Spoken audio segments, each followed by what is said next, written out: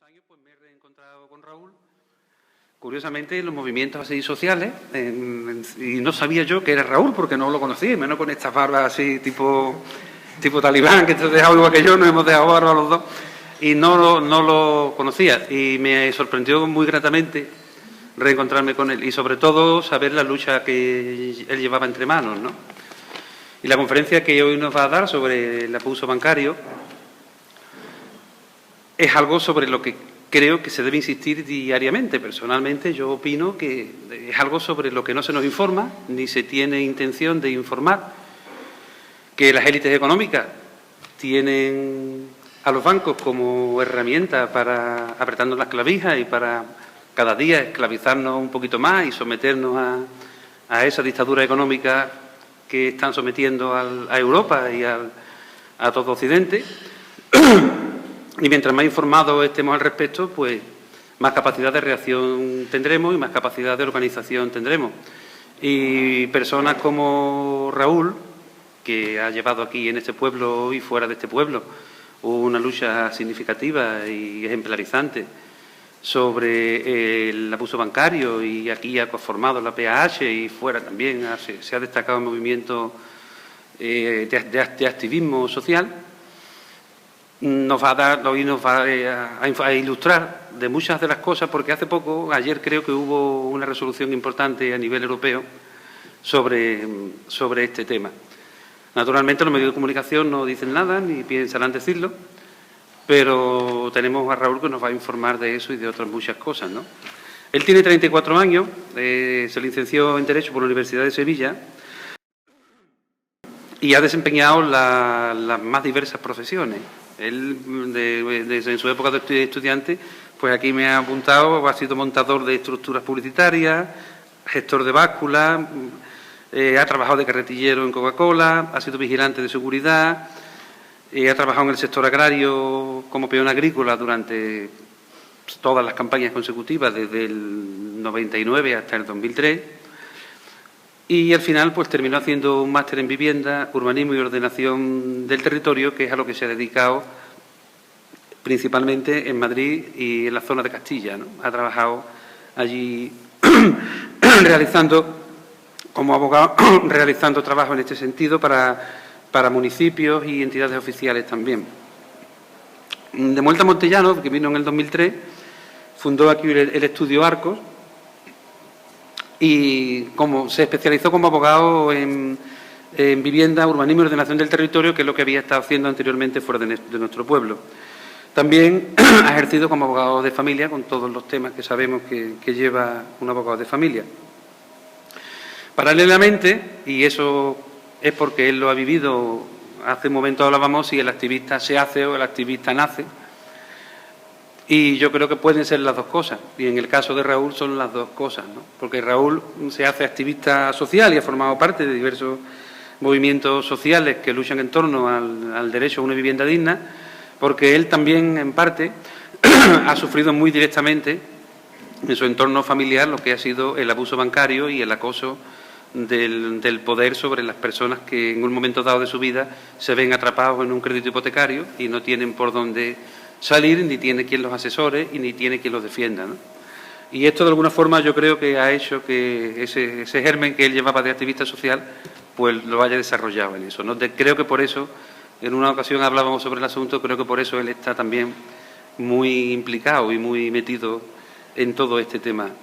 La conferencia que él nos trae aquí se llama, como ustedes ven ahí, la punta del iceberg del abuso bancario, y él nos va a informar sobre lo que es la punta del iceberg.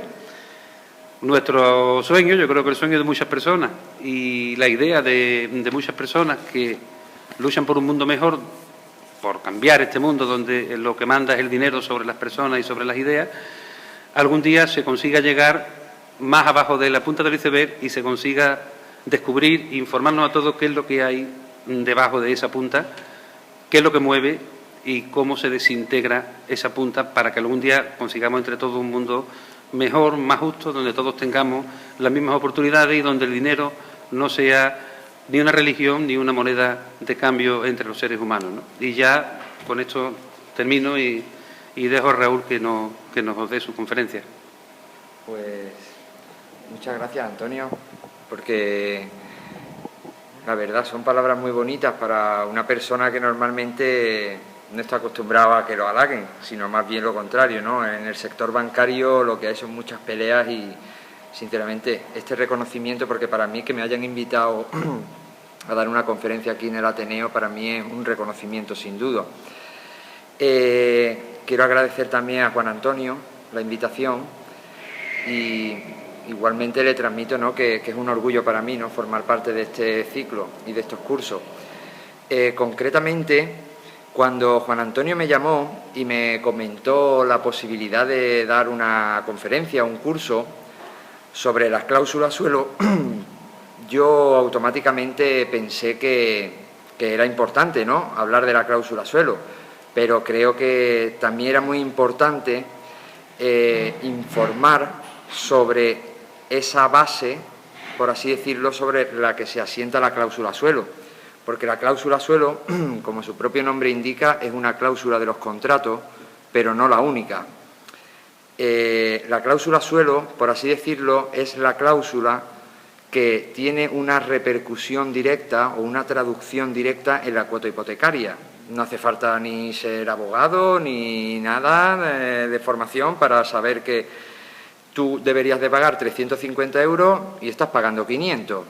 O sea, esa es una cláusula que tiene una traducción directa en la cuota hipotecaria. Pero claro, yo creo que debemos de estar informados, y yo aprovecho cualquier micrófono y cualquier sitio para hablar de esto mismo, porque realmente esto es un abuso bancario. Voy a pasar ya a comentar y a entrar en detalle. Concretamente, la exposición de hoy la voy a centrar, por así decirlo, en dos bloques fundamentales. Por un lado, lo que es las cláusulas abusivas y otros comportamientos indebidos de la banca, que es este apartado, y luego, concretamente, hablaremos de la evolución histórica de la posición del deudor hipotecario en toda esta situación, ¿no? Concretamente, ya he adelantado algo sobre la cláusula suelo, y Antonio lo decía antes, que ayer se iniciaron, no se produjo la resolución, no sabemos los motivos exactos, pero sí que la fecha de ayer era la fecha prevista para publicar la sentencia sobre la retroactividad total o no de la cláusula suelo. Pero ha habido unos cambios. Entiendo yo que el lobby bancario que reside en Bruselas y está expandido por todos y cada uno de los hoteles que rodean tanto el Parlamento Europeo como el Tribunal de Justicia de la Unión Europea, como todos los organismos, pues entiendo que algo habrá tenido que ver, pero eso es una opinión personal mía. Esto no... Lo que sí está claro es que ayer por lo menos se iniciaron las negociaciones, con lo cual, bueno, más que negociaciones, lo que se inició fue la vista oral del juicio, ¿no? Entonces, pues ahora ahí los abogados, tanto de la banca como de las personas afectadas, expondrán sus motivos y, en última instancia, pues habrá una sentencia del Tribunal de Justicia de la Unión Europea, que os recuerdo, ese es el máximo órgano judicial que está por encima incluso de nuestros tribunales, porque así lo decidimos con el Tratado de Adhesión del año 86, ¿no?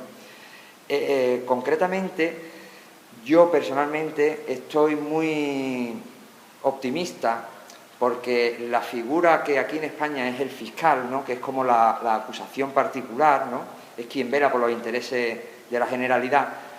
En el Tribunal de Justicia de la Unión Europea se denomina abogado general del Tribunal de Justicia de la Unión Europea, y este señor ya emitió su informe, y su informe iba enfocado en la retroactividad total.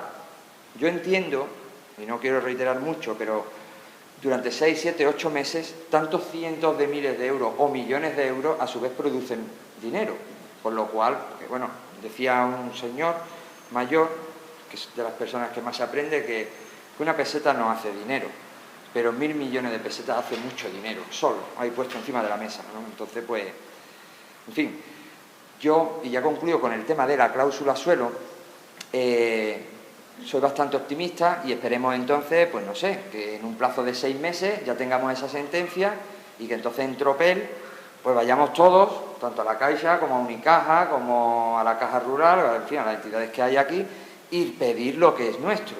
Es decir, lo que de forma engañosa nos han colado, porque recuerdo que aquí la cuestión, la madre del cordero, es que esa cláusula es legal de por sí, ¿verdad? Esa cláusula de por sí es legal. ¿Qué ocurre? Que es ilegal en el momento en el que no se te informa. ¿Y cuándo se entiende de que no se te informa? Cuando el banco ha incumplido unas obligaciones formales, pues de entregar una oferta vinculante, de entregarte esa oferta en un plazo determinado, de prestarte un asesoramiento. Todo eso ya está tipificado por el Tribunal Supremo y por un juzgado de lo mercantil número 11 de Madrid, que en una macrodemanda dio, por así decirlo, confirmación a lo que ya dijo el Supremo, incluso lo afinó en sentido positivo para los deudores, pero no se mojó en el tema de la retroactividad. Ahí hizo suyo el criterio del Tribunal Supremo.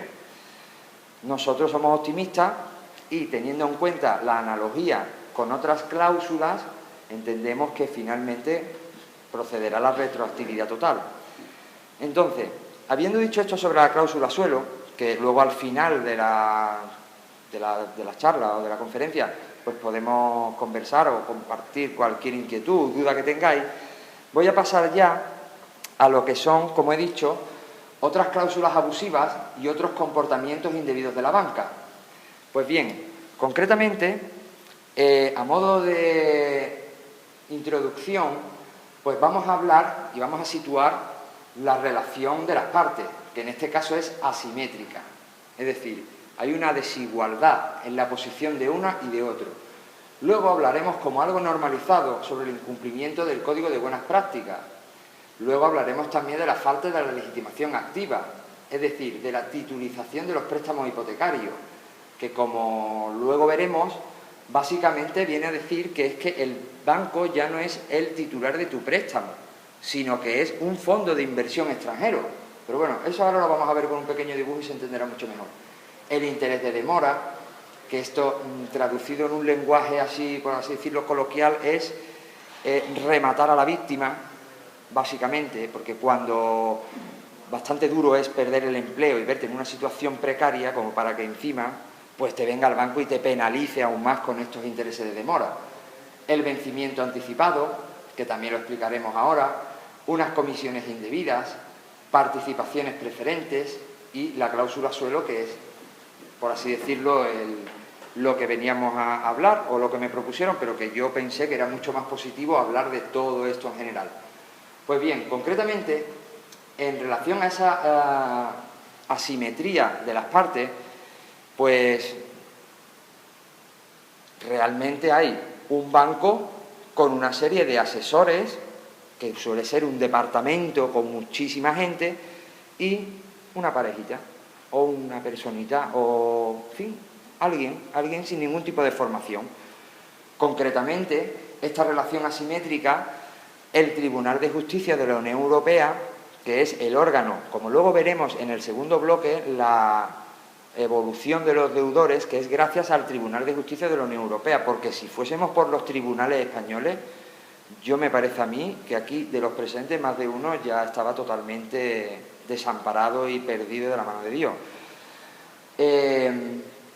Esta relación asimétrica, además, la confirma el Tribunal de Justicia de la Unión Europea y viene a imponer una obligación a los jueces, que no una potestad.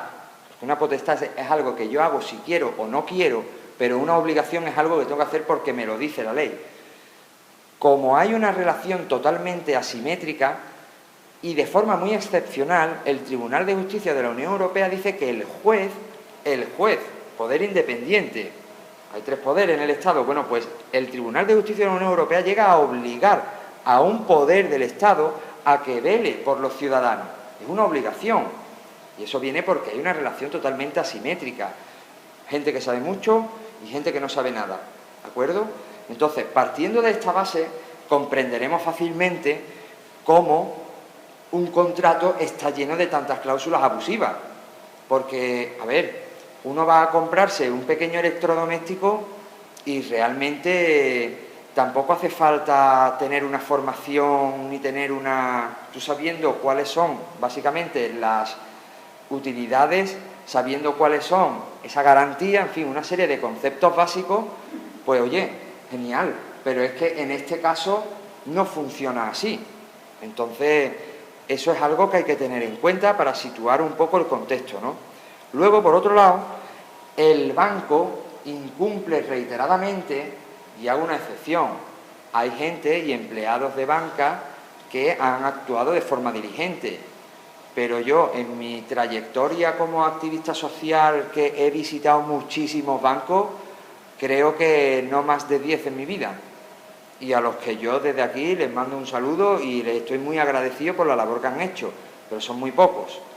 Aquí concretamente en Montellano yo podría poner ejemplos, y no pocos, muchos, sobre este incumplimiento del Código de Buenas Prácticas. Voy a hablar uno que es la punta del iceberg, ¿no? Es una familia a la que, teniendo la posibilidad de aplicarle este Código de Buenas Prácticas, que contiene una serie de previsiones muy ventajosas para el deudor hipotecario, les proponen, por engaño, porque no decir toda la verdad, eso es un engaño. Aunque digan que es una media verdad, no, eso es un engaño en toda regla, porque si no me dices toda la verdad, eso es un engaño. Pues aquí había una familia humilde, como casi la inmensa generalidad de familia de Montellano. Esta familia concretamente vive en la calle San José y su casa tenía un préstamo hipotecario por valor de 35.000 euros. Las cosas le vienen mal, en forma de pérdida de empleo y problema de salud de una hija, menor de edad por supuesto, y en el transcurso de 7 años, y a base de modificar ese préstamo, esa familia tiene con el banco una deuda de 140.000 euros. O sea, una cosa disparatada. Y esto concretamente es porque no se cumplió con el Código de Buenas Prácticas. Ese incumplimiento no radica solo, por así decirlo, en una falta de información, radica también en el torpedeo continuo del procedimiento, a modo de, por ejemplo, pedir documentos que no exige la ley, o demorar injustificadamente una resolución, cuando a nosotros nos ha constado que ya la teníamos, o en un momento dado, pues si este Código de Buenas Prácticas contiene una previsión muy ventajosa, que es una carencia de 5 años, durante la que solo pagas unos pequeños intereses, pues claro, si esta familia ya lleva 2 años y medio de impagos, Unicaja concretamente lo que quiere hacer es retrotraer el beneficio de la persona en su propio beneficio. Entonces, este es un incumplimiento reiterado que podría salvar, por así decirlo, de la angustia a muchas familias. Concretamente, este Código de Buenas Prácticas se aprobó en marzo de 2012 y el Instituto Nacional de Estadística dice que hasta la fecha se han podido acoger al mismo aproximadamente un 15% de las solicitudes, para que os hagáis una idea de cómo es el embudo. Mirad que aunque nos lo vendieron como una auténtica norma que iba a salvar la situación, realmente solo un 15% de la gente que lo solicitó, que han tenido la posibilidad o la oportunidad de ir a algún sitio donde le digan esto que yo estoy contando. Hay gente que está totalmente desamparada, con lo cual ni siquiera se ha informado. Y además ellos saben, y esto lo sé yo por experiencia propia, que si tú no vas a entrar en el Código de Buenas Prácticas, te informo, porque así yo ya me cuido las espaldas. Pero cuando yo sé que tú eres una familia que tiene de ingresos anuales aproximadamente 8.000 euros, es decir, que entras dentro, ahí es cuando empiezan todas las dificultades. Pero bueno, esta es otra más. Luego tenemos también la falta de legitimación activa, es decir, la titulización del préstamo hipotecario. Esto realmente es una auténtica bomba. Esto puede acabar, lo que pasa que ya se entenderá, ya se procurará que el sistema se quede tal y como está, pero esto concretamente funciona de la siguiente manera. El banco concede préstamos hipotecarios. Pues bien, todos estos préstamos hipotecarios, pongamos 100 préstamos hipotecarios, lo convierte en un bono. Mágicamente, bueno, yendo a un notario y diciendo que pues tengo 100 préstamos hipotecarios y lo meto en uno con un bono. Ya tengo un documento muy bonito, que pone aquí bono, y entonces, pues oye, es un producto financiero más. Este producto financiero se vende a un fondo de titulización. ¿Y aquí quién invierte? Pues no sé, puede ser un fondo que esté en Islas Caimán, o puede ser un fondo que sea de pensionistas ahorradores, puede ser un fondo, no se sabe, de cualquier lugar del mundo que tenga dinero y que quiera invertir. En definitiva, entra un dinero al banco, o sea, vende los préstamos y le entra un dinero, con lo cual, oye, si tú ya has vendido el préstamo, a mí, si yo no pago, quien me tendrá a mí que echar de mi casa es el fondo de inversión este que está en las Caimán, que está en Sevilla o que está en Panamá. Yo qué sé, no lo sabemos, porque es que estamos pidiendo, de hecho, mañana mismo, y a nivel paz jurídica estatal, pues hemos preparado un kit que básicamente contiene una serie de documentos para saber si el banco ha titulizado nuestra hipoteca. Porque es que si tú lo estás pasando regular, pues tío, oye, ya no sabemos quién es el titular, porque hay veces que te certifica el banco. Oiga, sí, este es el fondo. Bueno, pues el fondo es una empresa, banca privada de banca Marx, por ejemplo, o banca lo que sea. Entonces lo tienen localizado, pero hay veces que no se tiene localizado porque tenían tanta ansia de efectivo que titulizaron a saco. Y cuando digo a saco, es a saco, pasando todos los controles que marca la Comisión Nacional del Mercado de Valores, el Banco de España y algún organismo más internacional, porque este proceso de titulización no es tan sencillo como ir a un notario, como yo le he dicho, ¿verdad? Hay que cumplir unas normas, pero que tampoco es que haya que irse a la luna, ni mucho menos, ¿verdad? Que en una semanita has titulizado un montón de productos tóxicos, los has metido en el mercado, te los han comprado y tú te quedas con la casa, me refiero al banco, te quedas con la casa del ciudadano, con el dinero que haya entregado, le pides la deuda que le quede y te quedas con el dinero del que ha invertido. Entonces, como, bueno, ¿cuántas veces va a cobrar el banco por el mismo producto? Es algo asombroso, ¿no? Entonces, ya hay jueces, porque claro, todo esto no es fácil, porque aunque había un mandato del Tribunal de Justicia de la Unión Europea para obligar o dándole esa obligación a los jueces, pues, verá, yo no quiero criticar, pero yo, mis juicios en Morón de la Frontera, a las 10 de la mañana, empiezan tarde porque a veces, pues, se llega tarde a los juicios, por parte de su señoría, claro está. Entonces, oye, no veo yo mucho ánimo de coger a esas familias, a esos jueces y decir, venga, voy a empezar a ver todas esas cláusulas abusivas, pero sí que hay gente muy valerosa que está encuadrado dentro de ese movimiento que lo llaman el activismo judicial, porque sin ellos los abogados no podemos hacer nada. Y gracias a ese trabajo en equipo, hoy tenemos lo que tenemos y es lo que vamos a ver después en esa evolución, ¿no? Entonces, hay jueces que ya empiezan a entender esta situación y dicen, ¿verdad? Si es que no me lo ha acreditado, porque hay veces que este fondo, el que invierte, pues le ha dado unos poderes y lo han hecho bien, legalmente, por así decirlo. Entonces el banco, con los poderes del fondo y tal, pues puede ejecutar, pero es que hay veces que no hay nada. Es que no hay ningún tipo de documento, no consta nada. Consta una escritura pública, sin más, y con eso han trincado el efectivo. Que, por supuesto, cuando el banco ha vendido a través del fondo a una sociedad, no le ha dicho, mira qué pedazo de basura tengo. Y os recuerdo la hipoteca subprime, la hipoteca basura de Estados Unidos. Esto es una prima hermana de la hipoteca subprime. Evidentemente, el estadounidense no le decía al banco alemán, tengo este montón de hipotecas de dudoso cobro. No, tengo un productazo. Yo soy Lehman Brothers, macho, yo solo manejo buenos productos. A la vista está. Pues algo parecido es lo que está pasando. Pero aquí los jueces, que tienen aquí el sistema judicial nuestro es diferente al anglicano, pues tienen facultades y de hecho están ya archivando ejecuciones y dicen, no, hasta que no me demuestres a mí que tú eres el titular del préstamo otra vez, pues no te lo puedo, no ejecuto.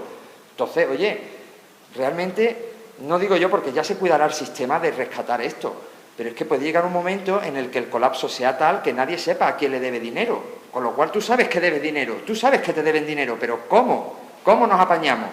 Con lo cual, oye, en un momento dado podría haber un colapso, pero ya digo, ya se cuidará el sistema de regenerarse esta herida. Por otro lado, aparte de las titulizaciones y de las otras cláusulas, de la cláusula suelo y los otros abusos, hay una cláusula, como os adelantaba antes, que es el interés de demora. El interés de demora, concretamente, como os adelantaba hace un momento, pues supone una penalización para la persona que no paga. Pero claro, ¿qué ocurre? Que no estamos hablando de un tráfico mercantil donde haya un empresario que por una estrategia comercial no quiera pagar. Porque, oye, en el mundo empresarial las estrategias comerciales muchas veces interesa deber dinero para acreditar unas pérdidas, para, en fin, como estrategia comercial, pues entiendo que si hay un empresario que por el comportamiento de otro se ve perjudicado, pues le impongo una penalización. Pero anda que el que ha dejado de pagar, eso lo tiene ya contabilizado y contaba con esa penalización, pero le interesará. Con lo cual, oye, aquí paz y después gloria. ¿Pero qué ocurre? Que los deudores hipotecarios, y me refiero a la familia, a la inmensa generalidad, cuando han dejado de pagar es porque no pueden. Y cuando digo porque no pueden, es porque realmente no pueden, porque... Y, hombre, yo, la verdad, me siento orgulloso de esa gente que en un momento dado, pues teniendo una prestación de 800 euros, antes cobraba sus 1.500, ella trabajaba más o menos en la economía sumergida, íbamos saliendo bastante bien con una cuota hipotecaria alta, luego ya no hay ni economía sumergida y yo tengo unos ingresos del paro de 800 euros. Pues han estado pagando su cuota y bajando considerablemente su ritmo de vida y sus salidas e incluso recortando en los productos básicos esenciales. Y ya solo han dejado de pagar cuando efectivamente ya no ha habido, porque había la ayuda familiar de los 426 y la cuota era 500. Si hubiese sido de 500 la renta, me parece a mí que hasta lo hubiesen pagado, pero es que ya era físicamente imposible. Pero es que, aún así, y los banqueros, y esto es una cosa clave, decirlo por ahí, cuando no puedas pagar, deja de pagar, no vayas picoteando, porque eso y tirar el dinero es lo mismo, es exactamente lo mismo. Pues aún así, de los 426 euros le han estado dando 200 euros al banco, sabiendo el banquero que eso ya era un producto perdido y que debió de o haber informado del Código de Buenas Prácticas o haber sido honesto y sincero y decir yo, no paguen más, porque para pagarme 100 euros de 600, mejor no me paguen nada. O lo que es peor ya, que esto son otras técnicas, tú vas queriendo pagar tu cuota hipotecaria de 300 euros cuando a lo mejor el nota coge los 300 y te lo imputa al seguro. Y te lo imputa a algo que tú no tienes nada que ver, o que a lo mejor lo firmaste, pero tú dices, no, yo prefiero pagar mi casa a pagar el seguro de mi casa. Porque, hombre, ¿para qué voy a querer asegurar algo si no la tengo, no?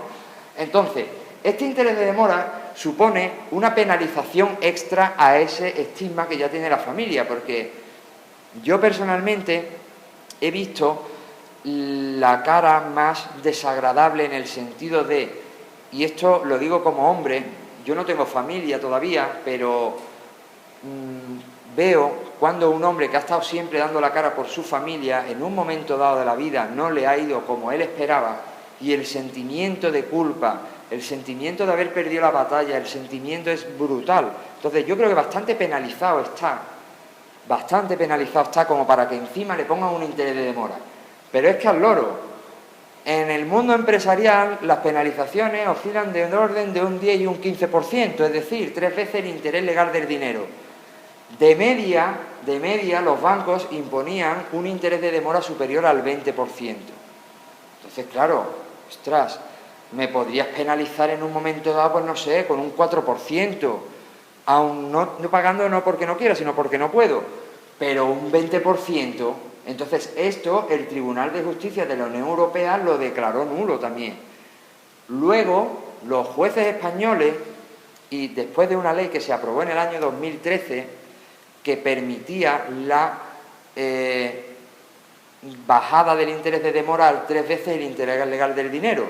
Claro, esa ley, el Tribunal de Justicia de la Unión Europea dijo que era ilegal. ¿Por qué era ilegal? Porque en este procedimiento, que es de ejecución hipotecaria, es un procedimiento especial, específico de los que se llama. Entonces, aquí el juez se limita a ver que todo vaya en orden, pero el juez no puede modelar, no puede regular, decir, como esto era un 20 o un 28 o un 36, que hay escrituras aquí en este pueblo que tienen esos intereses, lo bajo al 12, a 3 veces el interés legal del dinero o al 10,5. Esa ley se recurrió al Tribunal de Justicia de la Unión Europea y le dio la razón a los deudores hipotecarios, en el sentido de, si tú te pasaste 3 pueblos poniendo intereses de demora, pues ahora cláusula nula, abusiva, se quita del contrato, se elimina. Y por eso yo tengo la esperanza de la cláusula suelo, porque en esta cláusula abusiva no se permite por el Tribunal de Justicia de la Unión Europea remodelar esa cláusula, el interés. Entonces, con la cláusula suelo tiene que pasar lo mismo. Si es nula porque es abusiva, pues se tiene por no puesta, fuera, se acabó, cero. Me devuelves desde que me haya empezado a afectar, desde noviembre de 2009, pues muy bien, pero no desde mayo de 2013. ¿Me explico? Entonces, esta era otra cláusula que, claro, ya hoy día los préstamos hipotecarios ya no tienen los intereses que tenían.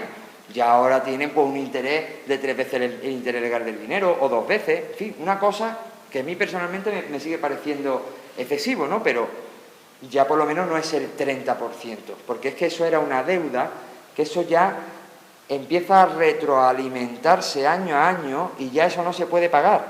Y de aquí, pues la gente, si está trabajando de peón agrícola, pues en un momento dado podrá superar o mejorar un poquito su situación económica, pero no va a tener unos ingresos de aquí a 5 años de 2.500 euros.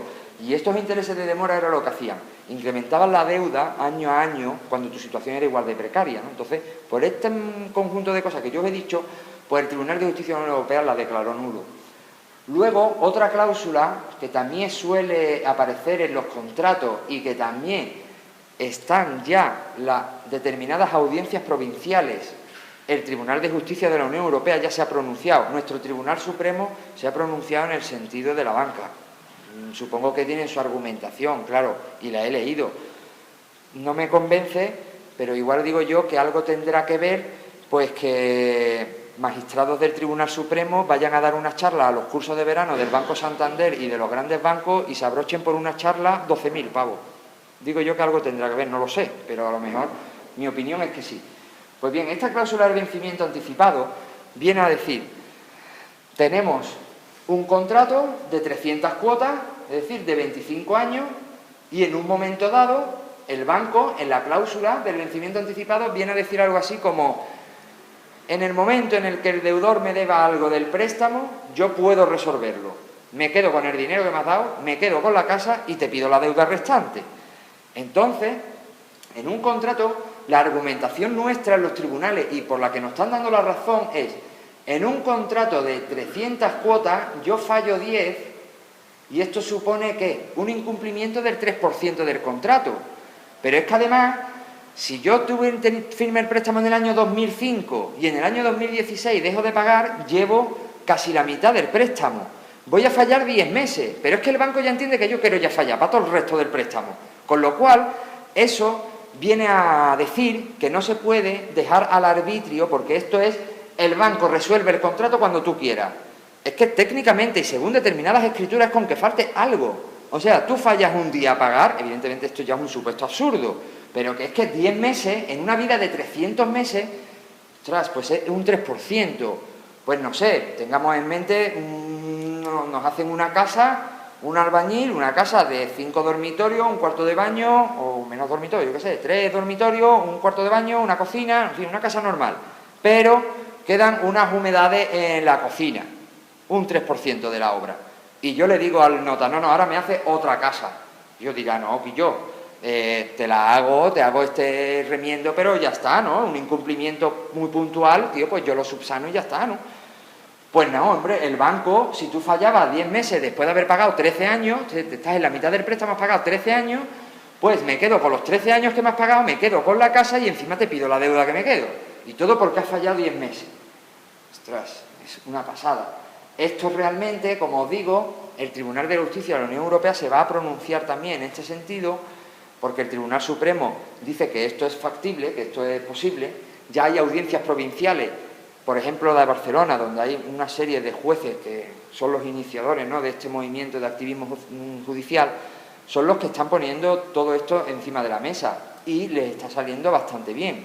Bueno, veremos a ver cómo se desarrollan los acontecimientos. Por otro lado, tenemos las comisiones indebidas. La comisión de por sí, las comisiones no son ilegales, más que las cláusulas de por sí no son ilegales, pero cuando se establece una cláusula que dice, si tú a mí no me pagas el día 1, te clavo 30 pavos. Bien, el espíritu o la filosofía de esas comisiones es sufragar el trabajo realmente realizado por el banco para que tú te pongas al día. ¿Cómo? Con llamadas de teléfono, con un burofax, con un trabajo realizado, pero, vamos, yo lo he vivido en mis carnes. Día 5 no está el dinero, día 6 tiene los 30 pavos. Pero me cago en la leche, si no me ha llamado nadie ni siquiera. Opera de forma automática y las comisiones no pueden operar de forma automática. Tienen una naturaleza y efectivamente, hombre, a nosotros nos deben dinero, tío, y tú estás movilizándote para que te pague, tú estás realizando un trabajo en sí mismo. Yo como abogado, la jura de cuentas, pues en un momento dado, si a mí no me paga un cliente, yo hago un trabajo y al final el cliente lo va a pagar, ¿no? Me parece en un momento dado, y siempre que me pague lo que me tiene que pagar, pero unas comisiones indebidas que en un año, al final, como es mi caso, vamos, caso de mi familia, casi 600 pavos al año, ostras, tío, pero ¿estamos locos o qué pasa? Cuando realmente además no ha habido ningún tipo de trabajo realizado, ninguno, ha operado de forma automática. Luego, por otro lado, tenemos las participaciones preferentes. Ya sabemos más o menos cómo funciona este producto. Realmente viene a ser un depósito indefinido. Muy básicamente esto es un depósito indefinido y el dinero te lo da el banco cuando él quiere. Bajo este nombre tan bonito de participación preferente. Porque y esto me consta a mí, me consta porque he estado en negociaciones y lo han llegado a decir, era para los clientes preferentes. O sea, no se puede hacer una vuelta de tuerca más retorcida que esa. O sea, ponerle un nombre tan bonito como participación preferente. Llamar al cliente, un abuelo que tiene basada su confianza con el director del banco, decirle al director que es un cliente preferente y que como tal le va a dar acceso a este producto, sin saber que tú depositabas allí tus 10 o 15.000 euritos y lo iba a trincar cuando te dijese el banco. Y evidentemente, como los bancos necesitaban liquidez, al final se les ha dado la razón, pero también hemos tenido que pasar lo nuestro como con la cláusula suelo, porque había una falta de transparencia. Pero es que en ese tipo de productos se han cometido auténticas barbaridades, porque se han colado preferentes a personas. Ya de entrada, para todos nosotros, nos tienen que hacer un cuestionario para saber realmente si sabemos lo que estamos hablando.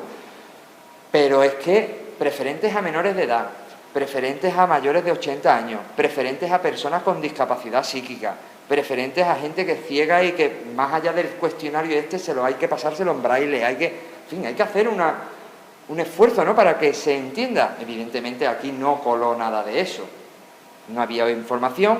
El señor se iba para su casa diciendo, coño, si soy un cliente preferente, joder, este chico es la leche, mira, me ha dado su producto estrella. Cuando en un momento dado pues aprieta el parto y tú necesitas ir por ese dinero, resulta que ya no es posible que te den ese dinero, que ahora ya es un criterio de la entidad el permanecer con el dinero y ya te van vistiendo el santo de una forma que tú no ves el dinero, que ese es el principal problema, ¿no? Pues eso, es que no hay más en relación a... Ya sabemos más o menos, por lo menos ya sabemos de qué estamos hablando. Luego, dicho ya las cláusulas abusivas y estos comportamientos indebidos que os he contado, os voy a hablar ahora un poco sobre la evolución histórica de la posición del deudor hipotecario, porque desde el año 1993 que se aprueba una directiva europea de consumidores y usuarios, desde el año 93 hasta el año 2012 no ha habido nada. Nada. Yo casi que hubiese preferido que me hubiese llevado casi, yo que sé, por delante un tornado a que me llevase una ejecución hipotecaria, porque es que no había nada.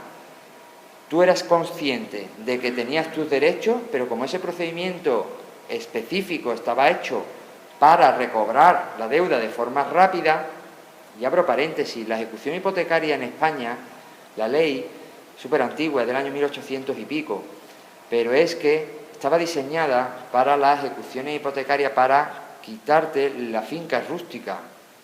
No estaba diseñado para desalojar a gente de sus casas, de sus domicilios habituales.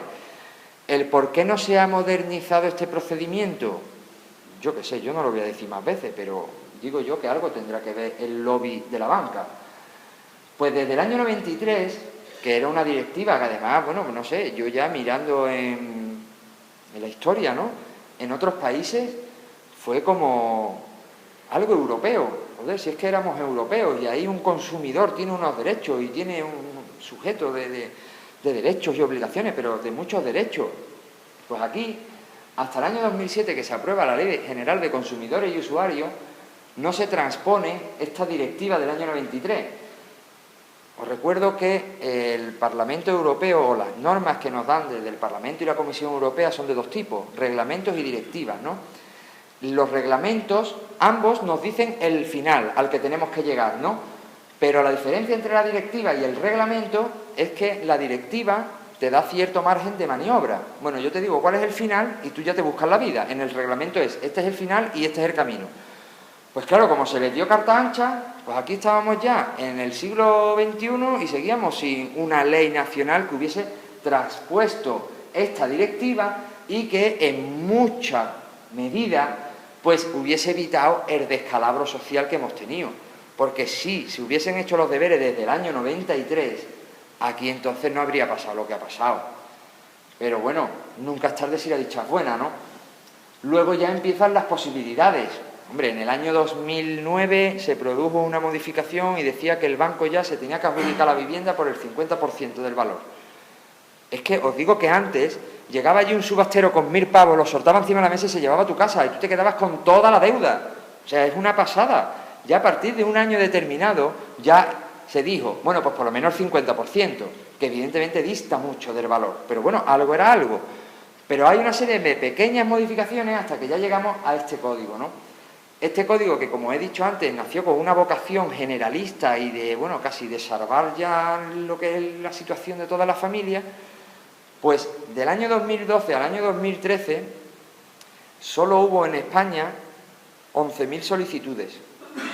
Solo hubo en España 11.000 solicitudes. O sea, estamos en un país de 40 y tantos millones de habitantes y la crisis en el año 2012 estaba azotando duro. Pues yo no me puedo creer que solo fueran... O sea, me puedo creer que fuesen 11.000, pero porque esto solo apareció en el BOE. Nadie dijo nada. Los medios de comunicación, por supuesto, que no dijeron nada. Fue una pinceladita de, bueno, sí, por lo visto se ha aprobado una norma considerable. Pasamos a los deportes. Venga, Cristiano, sal a calentar y toda la... Entonces, este Código de Buenas Prácticas en el año 2013 ya se modifica y se hace obligatorio para los bancos informar, porque es como que yo, que he aprobado esto, el guindo, yo me veo de guindo yendo banco por banco, que yo qué sé, por lo menos al paripé, ¿no? O algo, apruébame unos cuantos, algo. Y así va teniendo una serie de sucesiones hasta que ya en el año 2015, claro, y ya la vuelta, ya se veían las elecciones, ¿no?, de diciembre, pues se da un apretoncito y dista mucho de ser una norma realmente, pues, ventajosa. Pero bueno, si nos comparamos con el año 2009, pues oye, algo es algo, ¿no? Dista mucho de ser la norma que realmente vele por los intereses de los deudores. Porque esto lo que hace, tal cual, es velar por los intereses de la banca, bajo el paraguas de, un poco como lo de Ausbank. Tenemos en mente a Ausbank, ¿no? El señor Pineda, presidente de Ausbank, de la Asociación de Usuarios de Banca, un tío que iba a una especie de Robin Hood, o sea, yo le meto a los bancos, y su estrategia era utilizar a los consumidores para luego forzarlos a que diesen dinero. Los amenazaba, los coaccionaba, porque como en esta vida la imagen es la imagen, pues el banco no quería mala imagen. Y el tío, bajo el paraguas de la lucha contra la banca y los consumidores, lo que hizo fue beneficiarse a sí mismo. Pues este Código de Buenas Prácticas viene a ser un poco algo parecido. Realmente algo de ayuda tenemos, de hecho son muchas. Mis padres, sin ir más lejos, gracias a la última modificación, pues hoy hemos podido entrar en el Código de Buenas Prácticas y ahora tienen una vida genial. ¿Qué ocurre?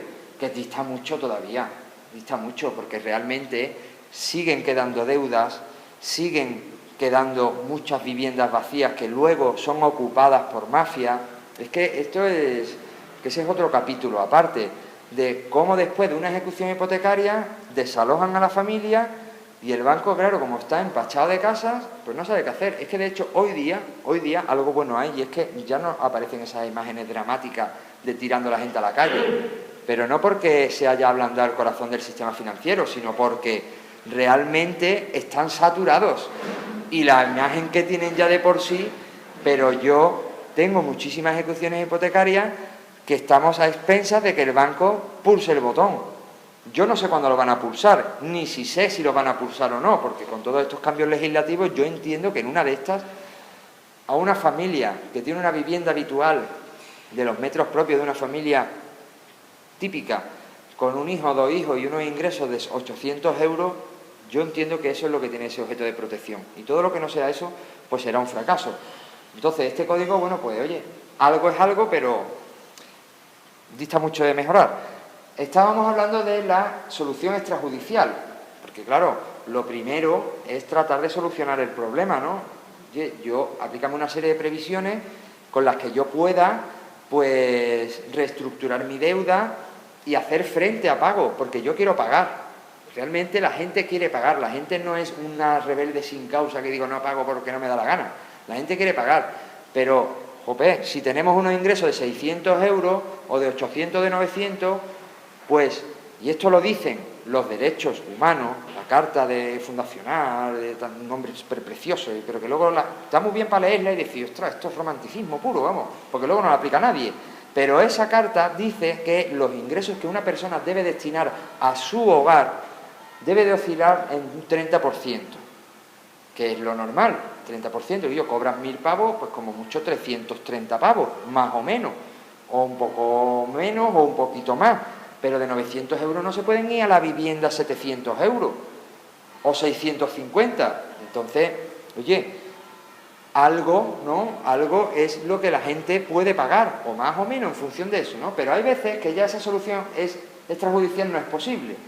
Y como os he dicho antes, si antes íbamos a juicio y el banco después de tú dejas de pagar, tú no tenías medio de pago, yo no sé qué era mejor, de verdad, pero es que igual que te llevas un tornado, que te pillas un tren, o no lo sé, la verdad, porque es que salías sin casa, habiendo pagado pues casi la mitad del préstamo y con una deuda muy superior al préstamo y una deuda que iba engordando. Con lo cual eso era un auténtico atropello, porque esos préstamos estaban llenos de cláusulas abusivas, las cláusulas de las que hemos estado hablando antes. Pero tú no te podías defender. ¿Por qué? Porque era un procedimiento especial donde el juez se limita a que todo vaya según lo previsto. Entonces, claro, decían los jueces, que también alguno era más flojo, que, hombre, no, es que esto la ley hipotecaria, esto es así, ¿eh? La ley de enjuiciamiento civil y la ley de ley hipotecaria dice que esto, si tú no pagas, me quedo con tu casa. Pero bien, chiquillo, que es que el préstamo tiene cláusulas, el contrato de préstamo hipotecario tiene cláusulas abusivas, que dice la directiva del 93 que el juez no solo está facultado, sino que tiene la obligación de quincar de que no tenga préstamos, que sí, que muy bien, que el ordenamiento jurídico español dirá que es un procedimiento específico en beneficio de la banca para que la banca cobre rápido, muy bien, pero que si el préstamo tiene cláusula abusiva, te lo tiene que mirar, y de oficio. Eso que algún juez hay de oficio, pero para eso normalmente estamos los abogados.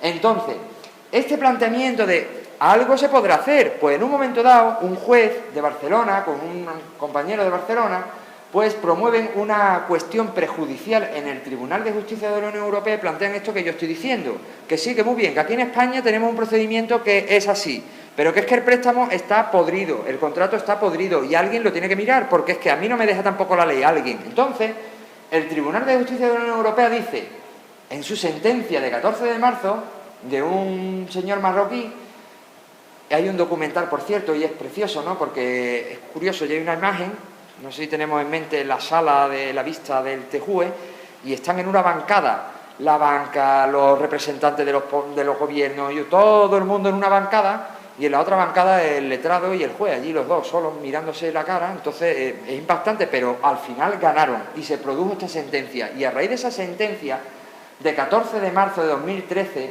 el Gobierno aprueba la Ley 1/2013, que además de imponer unas modificaciones en el Código de Buenas Prácticas, permite y obliga que se cambie la ley española y que se permita oponer a una familia. Este contrato está lleno de cláusulas abusivas, sí, yo sé que lo he firmado delante de un notario, pero es que el notario allí lo que haya hecho es leer, cobrar y hasta luego, Lucas. O sea, yo no sé nada, no sé que tenía tantas cláusulas abusivas.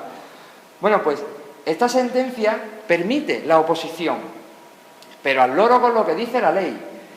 Después de lo que diga el juez, demanda de ejecución. Oponemos y el juez, si estima las pretensiones del abogado, del deudor hipotecario, el banco puede recurrir a la audiencia provincial.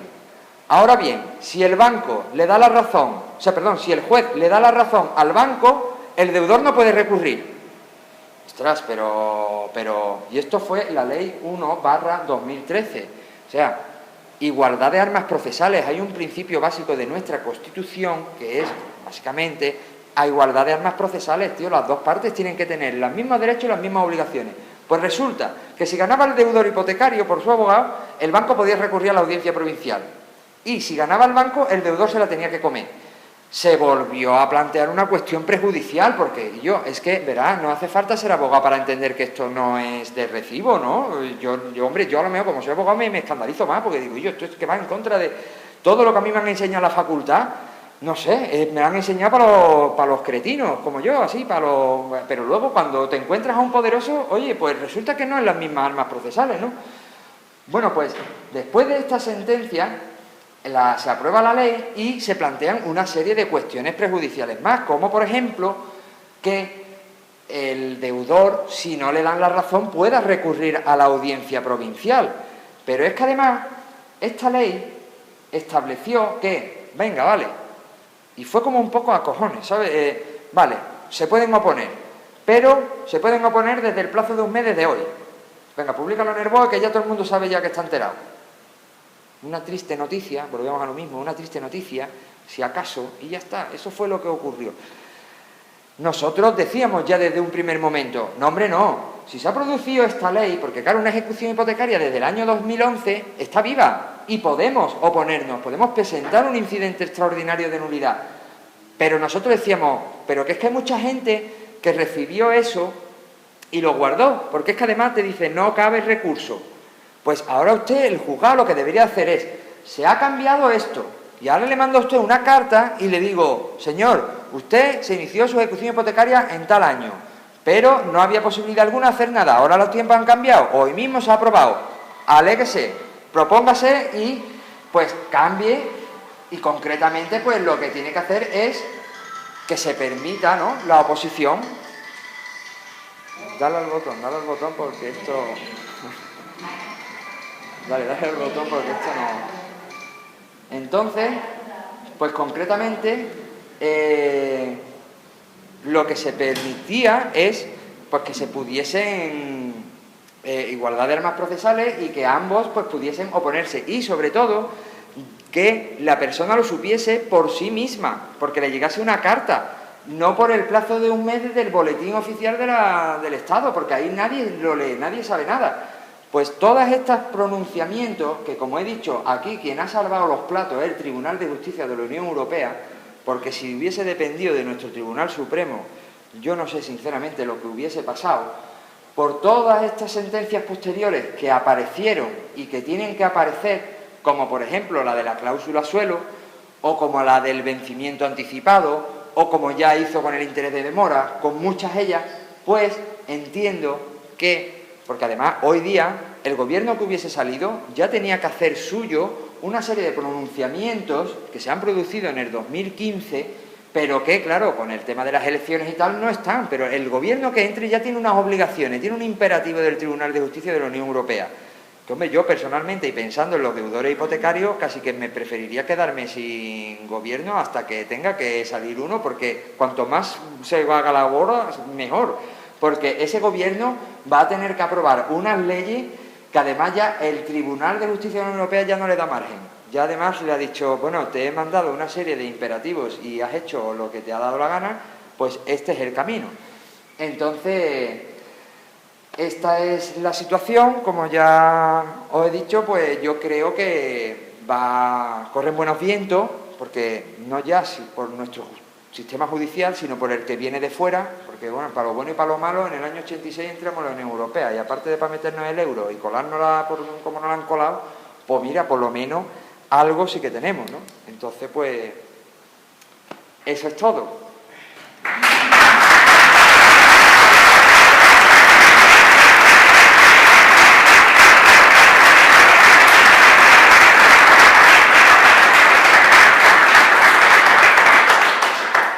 No sé si alguien quiere comentar algo o... no sé. Un momento. No, una pequeña cosa. Yo he hecho de menos un pequeño recuerdo a la persona que actúa conforme a una hipoteca o cualquier tema. Porque los hábitos que tenemos son absolutamente no solo pasivos, sino conformistas. De tal manera que a todos nos dicen, tengo usted aquí y aquí. Y no nos molestamos, bueno, a lo mejor solo hay tres reuniones encima. Yo concretamente, evidentemente nosotros, nuestras campañas como activista social, pues van mucho más allá, ¿no? De ponernos a protestar delante de un banco, delante de... La educación financiera es algo esencial, como la educación cívica, o como la educación física, o como... yo he tenido en mis manos un manual de educación financiera de institutos que se imparten en Sevilla y que tenemos pendiente de dar una charla con una serie de normas básicas de comportamiento. Entonces, concretamente, y por supuesto pensar, ayudar a pensar, ¿no? Y para que se planteen la situación. ¿Y por qué digo esto? Porque este manual, concretamente, por poner un ejemplo, establece una prioridad de pagos. Y esa prioridad de pago es, ese manual, vaya por delante que está redactado por una de las partes, porque bueno, en este contrato hay dos partes, está la banca y están los deudores, los consumidores, ¿no? Pues ha sido redactado solo por la banca. Y concretamente, me llamó mucho la atención la prioridad de pago que establece ese manual para la familia. Lo primero que hay que hacer es pagar la hipoteca. Segundo, pagar el seguro de la casa hipotecada. Tercero, los productos financieros, otros productos financieros que van aparejados, como el seguro de vida, como el seguro de... en fin, seguros varios. Y ya por último, en cuarto lugar, ya habla de los servicios básicos. Entonces, como, ostras, creo que eso no debe de ser lo correcto. Evidentemente, nosotros hacemos también mucha pedagogía porque la justicia tiene que ser como la medicina. La justicia tiene que tener, una de sus características es que debe de ser preventiva, no debe de ser a posteriori. Nosotros, y hombre, ya en las asambleas y viene gente que no son afectados propiamente dicho, pero vienen con una oferta vinculante o una FIPER del banco diciendo, oye, yo me voy a comprar una casa, ¿esto está bien? Y es como, ostras, mira, algo está cambiando. Evidentemente, y autocrítica hay que hacer. Hubo un momento en el que el sistema, pues prácticamente nos colocó en la clase media. Yo no sé en qué momento, yo, como ha dicho Antonio, yo tengo 34 años y no sé muy bien, ¿no? Pero en los años 60, un señor albañil era clase obrera. Hoy día, un albañil es clase media. Pero, ostras, si sigue cobrando más o menos lo mismo, ¿en qué momento hay clase media?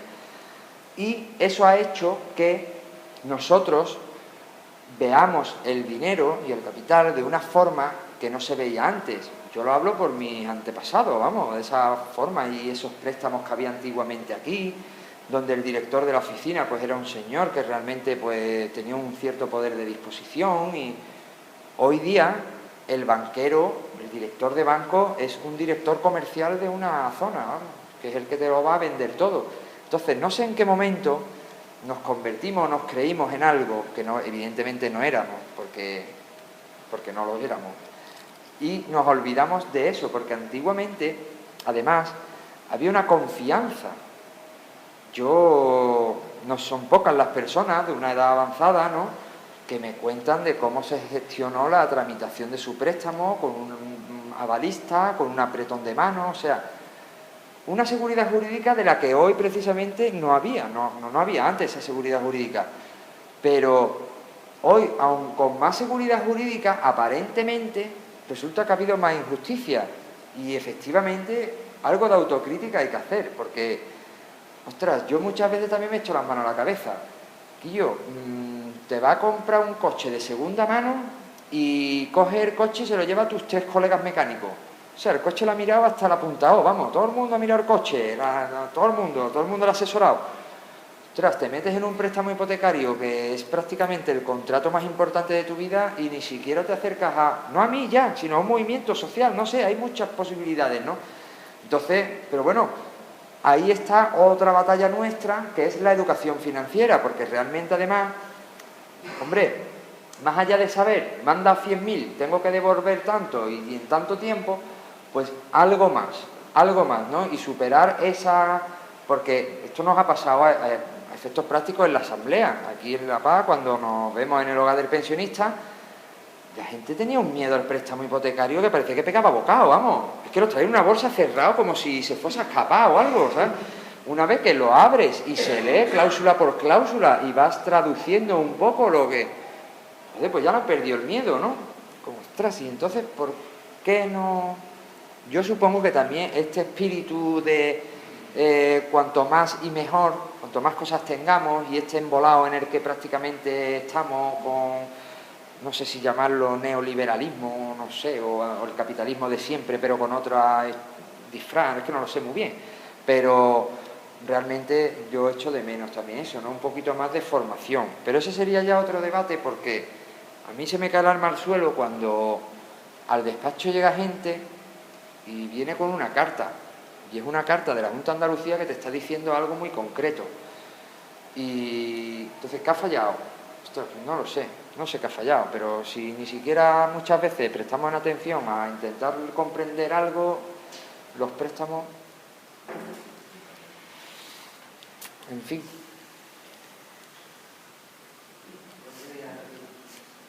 En el año 80, yo me fui a comprar una casa y a mí no me podía quitar más del 30% de mis ingresos anuales. Es lo que la letra que yo podía pagar. Y si no tenía dinero para comprarla, no me la compré como no me permitía ni el 31%, o con la 30 no me llegaba, no me la dieron. Quiero hacer un poquito de recorrido más. Antes, sobre esa área, que como todavía se confiaban los directores de los bancos, porque eran buena gente y verdad. Pero luego después ya ha venido la CUP, esta Carolina, que ya te llamaban a tu casa, sobre los 90, y tanto, que te compras un coche, que te hace la hipoteca de la casa, oye, te pido el perro, te compras el coche, y hasta que también te cambian la cocina, oye, mira, también que tu cocina están ido prometiendo. Ya se rompió la barra del 30% de tus ingresos anuales, ya se dispara. Entonces, todavía seguíamos creyendo que los bancos nos iban a sacar de situación si nos veían con la basura. Totalmente negativo, equivocado, que tenían ya por los malos aspectos. Era la etapa sistemática de nosotros. Como íbamos cayendo, ellos no sabían que tú no se lo ibas a poder pagar. Ellos veían que tú ganabas una miseria y tú te ibas entrampando por la plata, pero que el banco te dejaba de igual de igual. Si no te puedo salir, que por más en 10 años, que me estás pagando 10 años, te quito la casa, me quedo con todo lo que me me quedo con la casa, y como hacían antes, te subastaba la casa, como te reventaba el cual, y aún te quedaban 25 o 30.000 euros que tenías que pagar. Eso afortunadamente ya se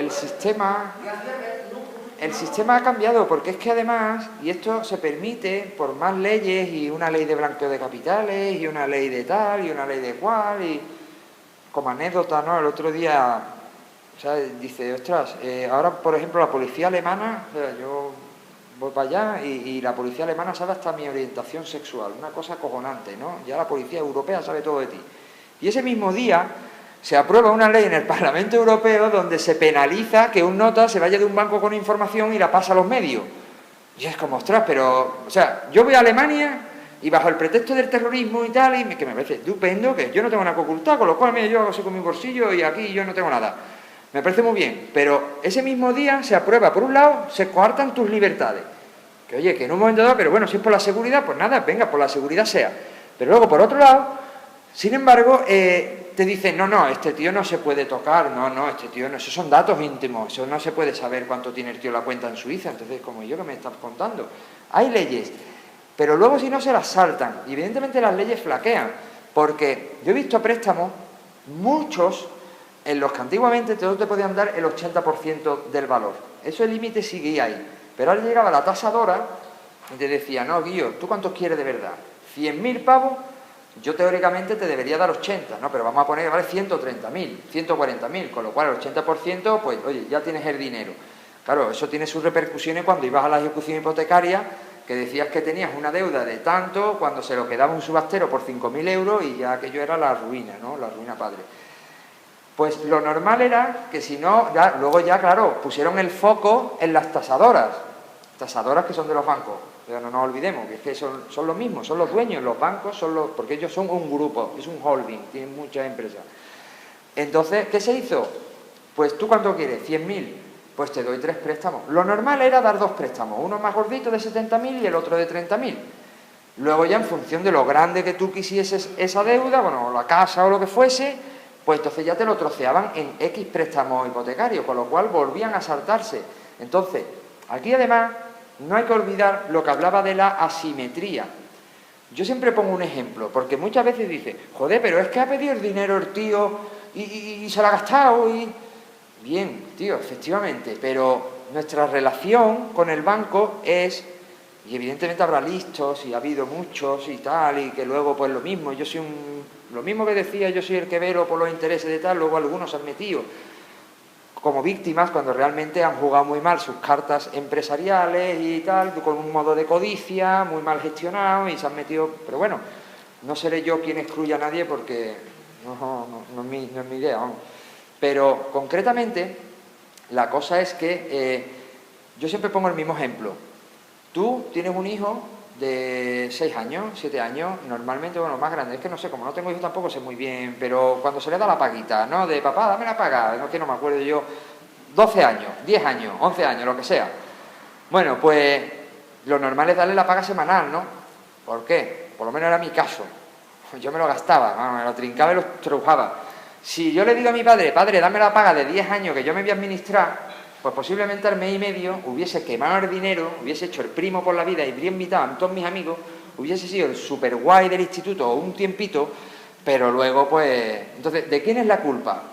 ¿Del niño de 12 años o del padre que le dice, ah, sí, hijo, yo confío en ti, tío, toma?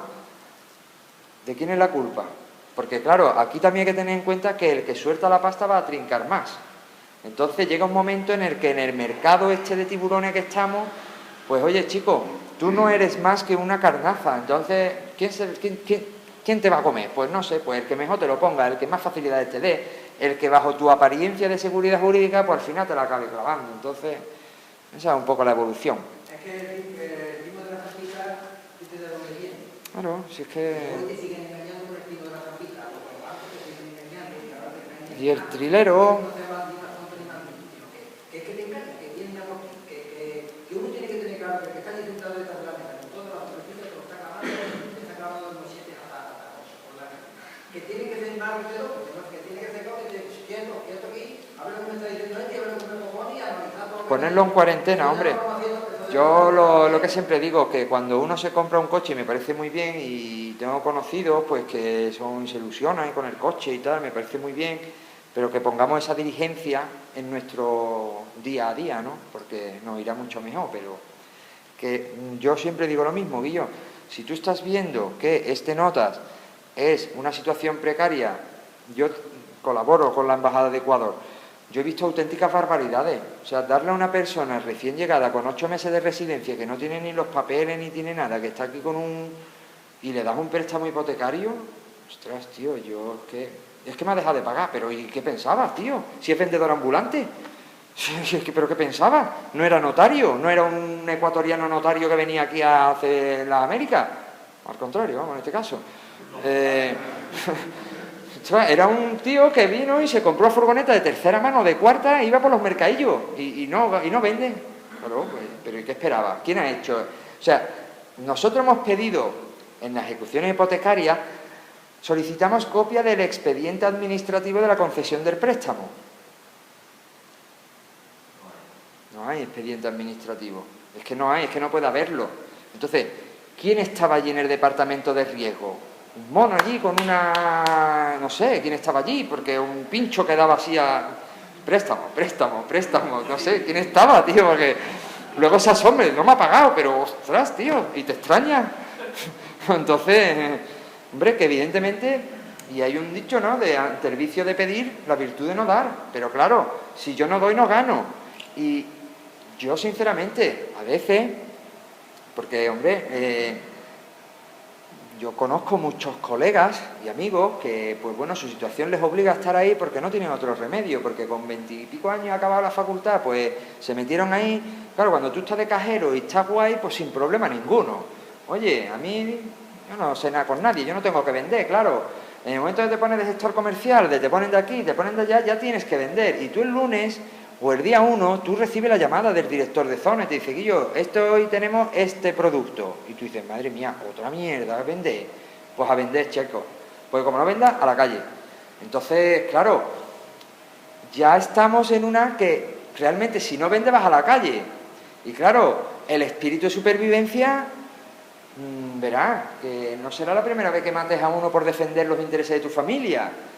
Pues es que ya entramos entonces en la guerra, ya entonces no es ese banco como antiguamente, que pues yo qué sé, los montes de piedad, o las cajas rurales realmente, o las cajas de ahorro, en fin, que realmente eran organismos para potenciar la economía de determinadas comarcas y tal, y un concepto súper romántico y súper bonito, y realmente se prestaba dinero y se devolvía el dinero con un poquito más, pero eso reinvertía en la sociedad, y eso que ya no existe. Ya no existe, ya hay una serie de accionistas. El otro día, ¿cuántos miles de millones? Endesa, es que no me acuerdo, 8.000 millones de euros, una cosa de beneficio que iban a repartir.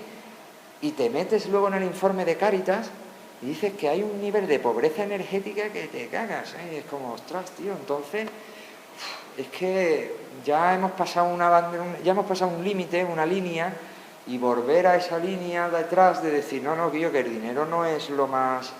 Pero cuando todo se mueve por el dinero, pues las conductas de la gente cambian. Entonces, pues, es una pena, pero... Bueno, yo por lo menos voy a seguir pegando voces por ahí, por lo menos para cambiar la medida de la posibilidad de la vida, la visión de la vida, hombre, porque si no... Pero, en fin. Bueno, pues, muchas gracias por haber venido.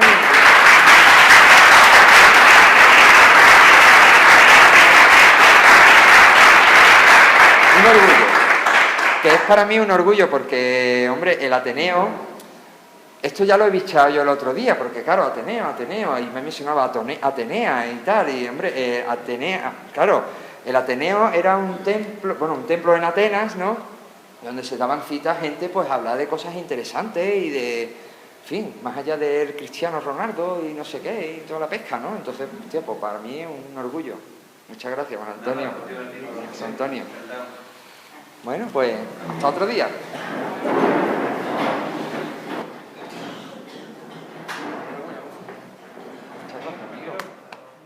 Muchas gracias, amigo. Muchas gracias, amigo.